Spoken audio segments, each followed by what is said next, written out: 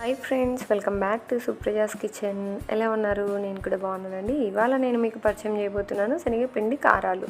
అదేనండి, మురుకులు ఎలా చేయాలో చూసేద్దాం. ఇవి చాలా వెరైటీస్లో చేస్తుంటాం కదా, బియ్యం పిండితోనూ శనగపిండితోనూ.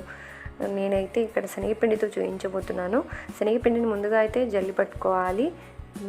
తర్వాత దీనికి తగినంత ఉప్పును వేసుకోవాలి. అలాగే కాసింత కారం పొడిని కూడా యాడ్ చేస్తున్నానండి. మీకు ఆప్షనల్ అనుకోండి, మీరు కారం వద్దనుకుంటే జస్ట్ సాల్ట్ ఒకటి యాడ్ చేసుకోండి. బట్ కారం పొడి కూడా వేసేస్తున్నాను నేను. వీటితో పాటు వాము, ఇది డైజెషన్కి కూడా మంచిది కదా వాము. సో నేను ఈ వాముని మనం తినేటప్పుడు ఆ ఫ్లేవర్ రావాలని చెప్పేసి ఆ శనగపిండిలో వాము వేస్తున్నాను. వీటన్నిటిని బాగా కలుపుకోవాలి. కలిపిన తర్వాత ఇక్కడ చూపిస్తున్నది వంట సోడా అండి. వంట సోడా కాసింత చేతిలోకి వేసుకుని అందులో ఒక డ్రాప్ లేదా 2-3 డ్రాపుల నీళ్ళు వేసి తర్వాత కలుపుకోవాలి.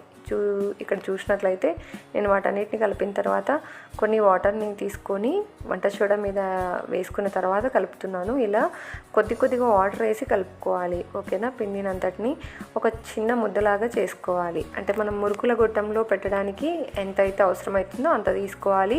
పిండి కూడా చాలా గట్టిగా ఉండకూడదు, అలా అని మెత్తగా కూడా ఉండకూడదండి. పిండి కన్సిస్టెన్సీ ఇలాగ ఉండాలి. ఓకేనా?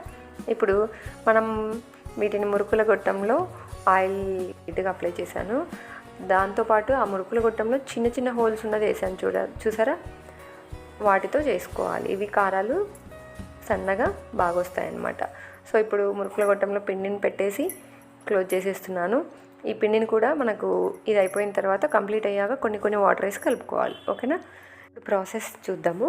ముందుగా అయితే కడాయిలో ఆయిల్ వేసి పెట్టుకోవాలి. ఆయిల్ బాగా వేడయ్యాక మురుకుల గొట్టం సహాయంతో నేనైతే డైరెక్ట్గా పెనంలోకి పిండి వేస్తున్నానండి. ఒకవేళ మీకు ఇలా చేయడం ఇబ్బందిగా అనిపిస్తే సపరేట్ కవర్ మీద మురుకుల్ని కవర్ మీద ఒత్తేసి తర్వాత ఆయిల్లోకి వేసుకోవచ్చు.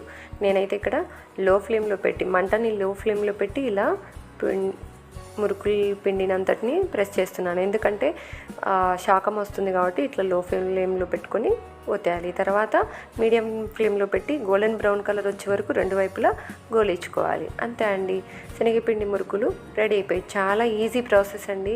చాలా తక్కువ ఇంగ్రీడియంట్స్తో ఈజీగా మురుకులు తయారు చేసేసుకోవచ్చు.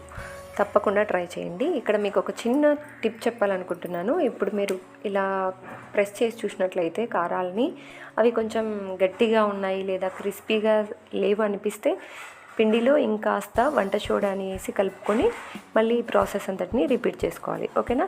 అంతే అండి. నా వీడియో మీకు నచ్చినట్లయితే లైక్ చేయండి, షేర్ చేయండి. ఇంకా ఎవరైనా సబ్స్క్రైబ్ చేయకపోతే subscribe to Supraja's kitchen. Thank you for watching. చాలా టేస్టీగా ఉంటాయి. మీకు ఎలా వచ్చాయో కామెంట్ బాక్స్లో తెలియజేయండి. Thank you.